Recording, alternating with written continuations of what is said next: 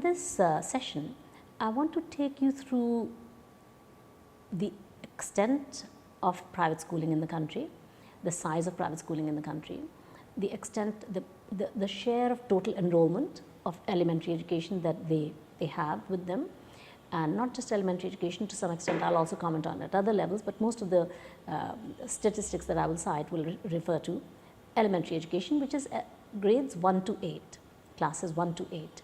It's also sometimes referred to as basic education. Elementary education is also sometimes called basic education, and this comprises of two components. One is primary education, which is grades 1 to 5, or in the southern states sometimes is grades 1 to 4, and then upper primary education, which typically is from grades 6, 7 and 8. So, sometimes the primary education, the grades 1 to 5 are called primary education, and grades 6 to 8 are called upper primary education. Sometimes the upper primary is referred to as middle school, sometimes it's referred to as junior schools, but these are various different ways of referring to grades 6, 7 and 8, which together with primary grades 1 to 5 in totality constitute what is called either basic or elementary education. So, we will talk mostly about that today in private unaided schools.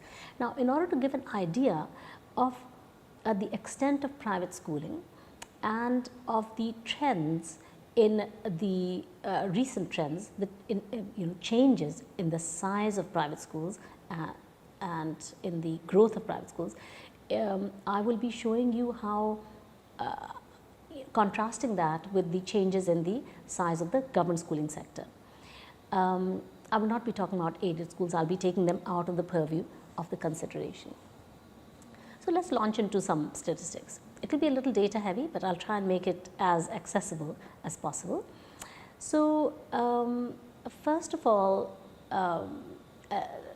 let me talk briefly about the data sources. Where are we getting the data from? And as analysts of social situations and of development areas such as education, the viewers, the students of this course should know that there are many data sources. There are weaknesses in many of these data sources. As users of this data, you have to be careful and that you have to understand what are some of the weaknesses, the major weaknesses of the various data sources. And ideally, before you present this data before any policy makers or publish anything based on that data or explain it to others, it's important to understand yourself what the weaknesses are, and moreover, to try and triangulate data from 2 or 3 different sources, if data is available from 2 or 3 different sources. By triangulation, I mean looking at the consistency of the different data sets mutually with respect to each other. So, let us launch into this. The first thing to say is what is the total share of total share of enrollment that private schools have, or let me put it more clearly in another way. What is out of the total number of children who are enrolled in school in India at the elementary age, that is age 6 to 14, what percentage of children are studying in private schools? I am calling that the share, the private schools share of total enrollment. And the answer comes from it can come from household surveys. Now, there are several household surveys in India. The one that is most trusted is the National Sample Survey. The National Sample Survey, or NSS, it is the flagship trusted big annual data collection exercise by the National Sample Survey organization. It's a government organization. It collects data in all the states of and all the districts of the country, and it is a sample survey. It collects data on about 125,000 households every year, like 1,25,000 households every year. And because on an average the number of people in a household is about 6, it has about 600,000 individuals in it each year. And because this data is representative, it can, although it's a sample, it can be extrapolated. Its inferences that are drawn from this data set can be are deemed to represent the truth about the country as a whole, even though the data is collected only on 6 lakh people a year. Its representativity means that it can be used to make statements about the reality that exists in the country as a whole. And that's the beauty of a representative data set. That's a very nice thing about a representative data set, because statistical theory is used to make it representative, the sampling in such a way. Okay, so having said that about, of course, there are other data sources as well. For example, the annual status of education report is also, the ASER data you may have heard of, is also in a representative national data set. And incidentally, there is a lot of consistency between the NSS data, the National Sample Survey data, and the ASER data, Annual Status of Education Report data.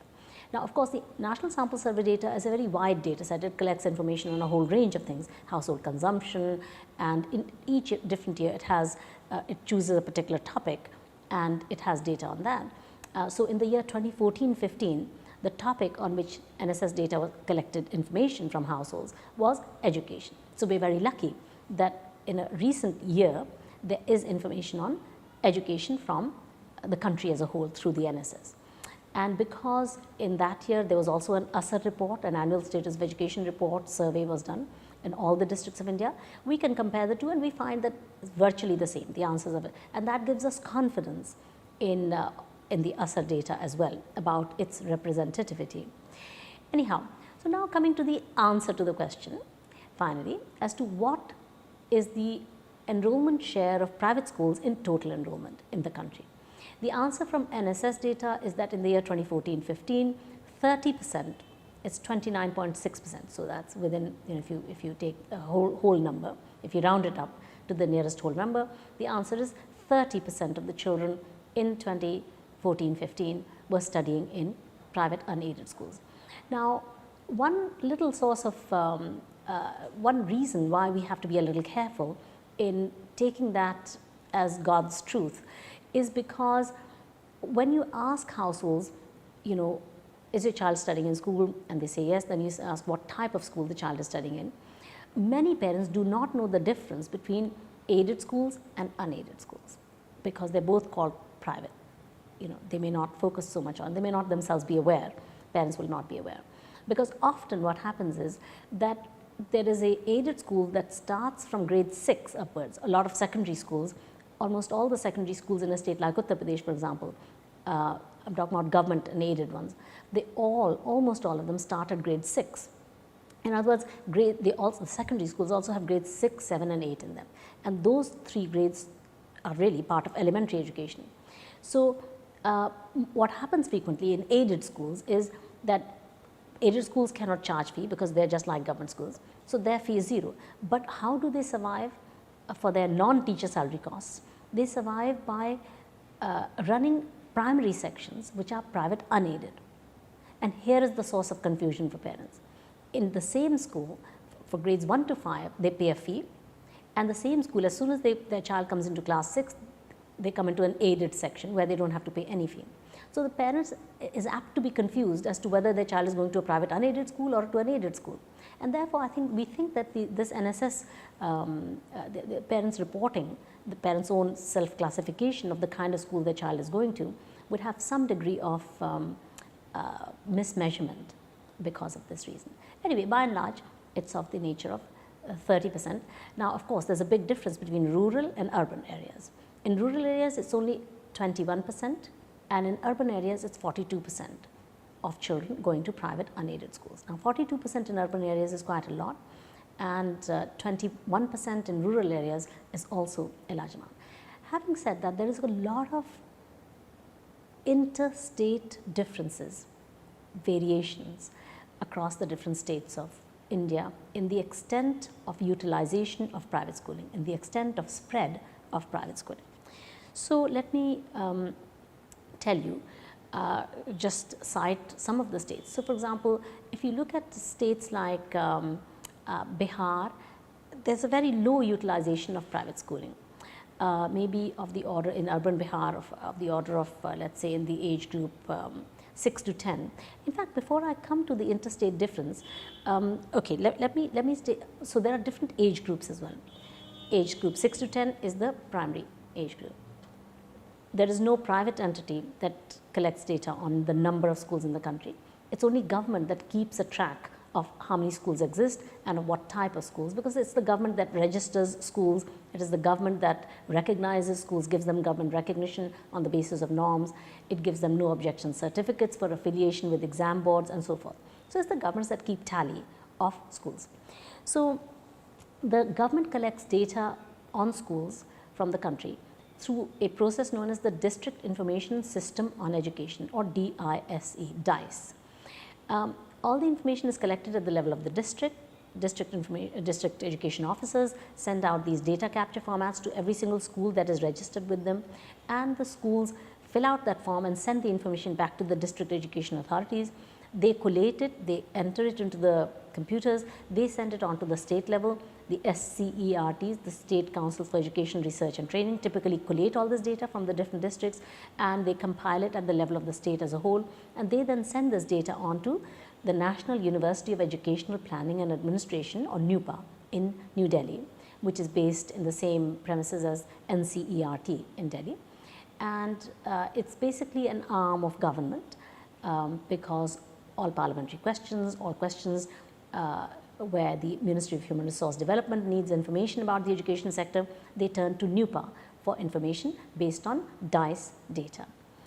Now, DISE data's treatment of private schools is such that most of the tables of the DISE data reports add up the aided and unaided private schools together and present them. Unfortunately, that does not take into account this major issue which I started off this session with, namely that aided private schools differ fundamentally from the unaided private schools. So it's very unfortunate that these two types of schools are merged together for most of the purposes. Having said that, some of the DISE what one can do is that one can download the raw DISE data. This is one of the fantastic things that the government has done. It has liberalized the availability of data. DISE data can be downloaded by any of you students.